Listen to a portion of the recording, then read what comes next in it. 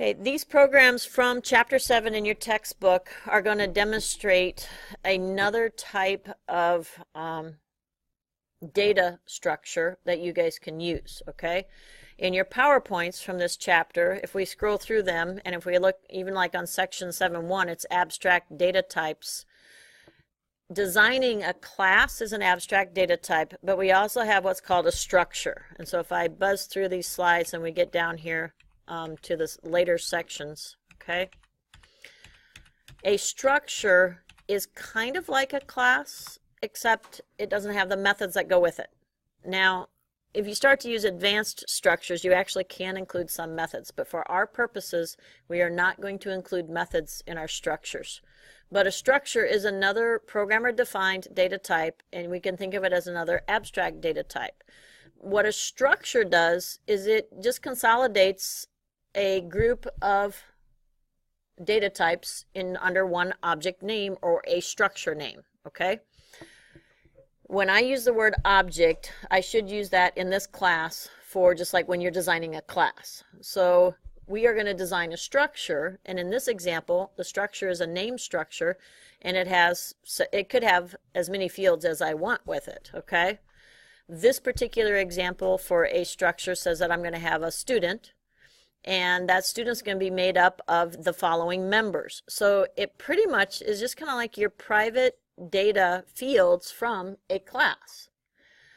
What this allows you to do, though, is you can then create an array of structures, which is actually going to be our next chapter, and you can use or access the different items, members of this structure using a dot operator. I'll show you that to you in a minute. Please notice that there's a semicolon, just like at the end of a class, a semicolon is needed.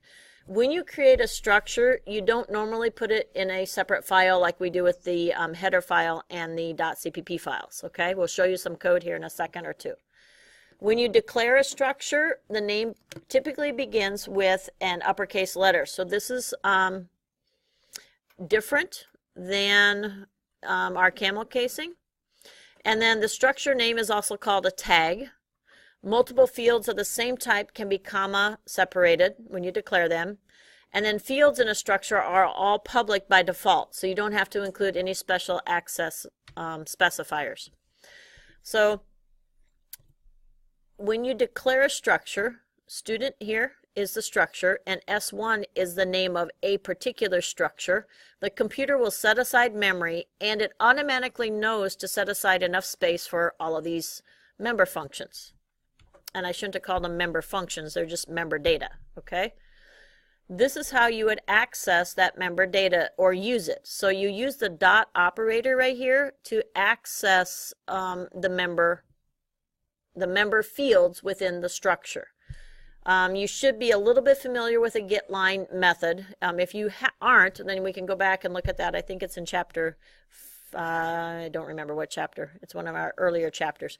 But getLine gets the entire line of input from the CN would be your console input, and that's going to be considered the name. And then it's going to read in the integer for a student ID, and then it's assigning the GPA here. Okay. Member variables can be used in any manner appropriate for their data type. And it's just basically you have the name of that particular structure, and then the dot operator, and then the member field that you guys are accessing, okay? The following will not work when you go to output. You cannot output S1. It doesn't understand what that means. So you have to output each individual field when you're using it, okay? A lot of times these get put into an array, and then you have an index that will indicate an array location, okay? The following also will not work. You cannot compare a structure to another structure directly. You have to compare their member fields, okay? So if I want to find out which GPA is better, I have to use the dot operator to access them. When you initialize a structure, this says that you cannot initialize members in the declaration, okay? And that's because no memory has been allocated. So when you declare a structure, it is name of the structure, and this is where they say it's you name it with a capital letter. This is where they were talking about the capital letter. This is the one that's capital. The individual fields are your typical camel casing, okay? And then inside the structure, you have the fields, you have their names and their data types, and that's it, okay? Structure members are initialized at the time a structure variable is created. You can initialize a structure variable members with either an initialization list or a constructor. And there's the programs that I'm going to show you will show you this, okay? An initialization list is inside curly braces. So this is the beginning of the list and then the ending of the list, and however many values you have there. So you can even include, I believe, like you can have a string, like if it was first name and then you had 2 values that were integers. As long as the data types match up, you should be okay. All right. You can have calculations as well. An initialization list looks like this. So the structure is defined here, and then a particular box or dimensions is created here with an initialization list. So that's one way that you guys could fill the data items. You can initialize just some of the members, but you have to be careful that you don't leave blanks or spaces. Like if you initialize the first one and you want to initialize just the third one, you can't do that. You could give the middle one a value of 0 if it's blank, but you can't skip over any. So if you do use an initialization list, you have to fill part of it. And what happens if you don't fill the rest of it, it would fill in with whatever a default is for our system. And in C++, that's generally garbage, so it would be best to initialize things, okay? You can't omit values for members without omitting values for all of the following members, it says. And it does not work on most modern compilers if the structure contains any string objects. However, it will work with C-string members. Now, this is kind of an optional topic for us. I'm not going to be asking you a ton of questions about structures, and you're not going to be tested over them directly, but if you want to earn an exemplary grade or you want to do some projects to maybe replace a grade, you could do something with structures. It would also be good to include some structures in your semester project, okay? Now, some of this is kind of, looks to me like it might be repeating a little bit, but similar to a constructor for a class. Oh, no, this one's going to show you how you can actually use a constructor, okay? So you can have a structure that is defined. You have the instance fields here, and then within the structure, you have a constructor. Because please notice that this constructor is before the last curly brace semicolon. All right? So you can have a constructor, but it has to be defined within the struct definition itself. Okay? They give a few examples maybe here.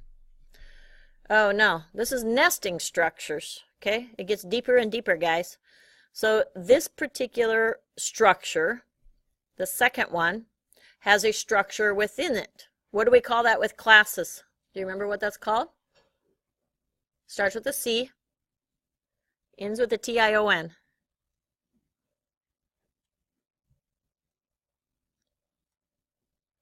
Anybody remember? When you have a composition of classes, when you have a class within a class, that's called a composition. And so here they're calling it nesting. All right. And then what happens if you have nesting? So take a look at how they access this. It's kind of like a double dot operator. So if I go back, they create a student, okay, S5, and they want to access the P data for name. So they're going to do a student and then the P data right here, dot name. So if you access or you nest, then you need to use 2 dot operators in order to access that information. Okay, so go back to these slides if you guys are looking at creating or using structures. I'm going to go through the rest of these kind of quickly. You can use them as arguments and functions. Passing structures, you want to use a value parameter. Excuse me, if you use a value parameter, it can slow down a program. So it's preferable to use a reference parameter. But keep in mind that if you want to protect the data, you should use a const or a constant in front of the reference parameter. Okay? If the data doesn't have to be protected, then you can pass it as a reference without that const.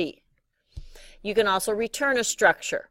So it's just like working with all of your data so far. You can create an object within a function and you can return that object. The same is true of a structure. Okay? All right. We are not going to deal with unions. Although those of you that have had some advanced classes, this would not be a bad idea for you to take a look at. It's kind of like an advanced structure. Okay? The programs that I opened up just to show you briefly are programs 713 through program 717 in your textbook. And so when you create or work with a structure, please note you're not going to, you could put it in its own header file. You could do that. Like if you wanted to use a structure in a program, you could take this, put it in its header file, and then up here you could pound include like payroll. It'd have to be quote payroll .h if you wanted to, okay? But you don't have to. If you want to use a structure, you can declare it what I would kind of consider globally here. And then if you start to look at it gives you a variety of different examples here in the textbook on using those structures. It's inputting. Please note a couple of things here, because you guys are going to run into this as you start to work more with inputting data from users, is that if I input a string followed by a number, so employee's name is a string, or actually up here, I'm sorry, we input a number followed by a string. What is the line of code that they put in between here? Is a cn.ignore. You have to do that because what do you do after you input a number on your keyboard? If I type in my employee status number is 20 and I press, what do I do next? I press enter. What happens is that enter key gets stored on the buffer and the name then pulls that in. So it's almost like it wouldn't let you enter the name if I were running this program. So if you ever have a program and it's not letting you input your string data, this is probably what's happening. So kind of remember this or make a note of this in program 713. They're showing you how to skip, or what we call skip the into line character left in the input buffer. So it's flushing the buffer, so to speak. It's really not flushing the buffer, but I think of it that way. Okay? Program 17 is another one that just shows how to use a structure, but please, it's got more than one. It has a cost structure and a pet info structure. And then this one shows a constructor inside of the structure. So it's just the textbook's giving you a variety of different examples, and then it's showing you how to access them and how to set some values. Notice also I got 2 dot operators here, which means that I probably have a nested structure. Okay? Program 715, again, we've got another structure. This is an inventory one. If some of you guys did the inventory program earlier in the semester, this might look a little familiar to you. But notice how they're passing values. They're passing by reference. And they're actually using a get item data with a reference parameter. And then they're showing the item data with a constant. Now, notice the difference between these two. One says constant and one doesn't.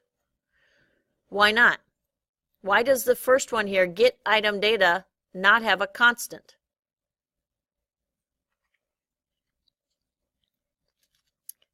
Another way for me to ask that is, do I want to change the inventory item in when I get the item data? Yeah, and that's the difference. So this getter method is wanting to actually get the information for that inventory item, so I'm wanting to change its values. The show item is just displaying it. So when I display it, I don't want to have any mistakes and print something wrong or have somebody accidentally change something. So then I want to make that one a constant. So that's program 715 is showing you a constant pass by reference and a non-constant pass by reference. Okay? Program 715B is those two programs have got to be related somehow. One's A and one's B. I don't actually know the difference. You guys can look into them if you need to. And I think maybe it might be just modularizing it. I don't know. I'll be honest. I don't know the difference between those two without digging into it. Program 716. Just a couple of things here at the end of this chapter. It would not hurt everybody to look at these programs in a little bit more detail. This one actually is showing a union, and that's the section that we're going to skip. What I wanted to point out was this. Sometimes at this point in time in the course, we kind of forget just our good old practices of if there's something value that should be a constant, make it a constant in your program and use it that way. And notice the naming of it. You know, it's all capital letters, etc. And don't forget how to output, you know, with 2 decimal places of precision. All of those things are this is kind of like a good culmination thing, okay? But we will not be testing or using unions. You are more than welcome to look at those programs. The last one is actually a combination of, it looks like it has another file that I didn't open, but this one's a really good one to show modularization. You got your function prototypes here. You got a main program with a driver. Please notice the switch case structure. You probably should use a switch case structure somewhere before the end of this course, and a lot of times your semester project is a good place to do that. So here's another example of using that, okay? All right, that wraps up the examples for today.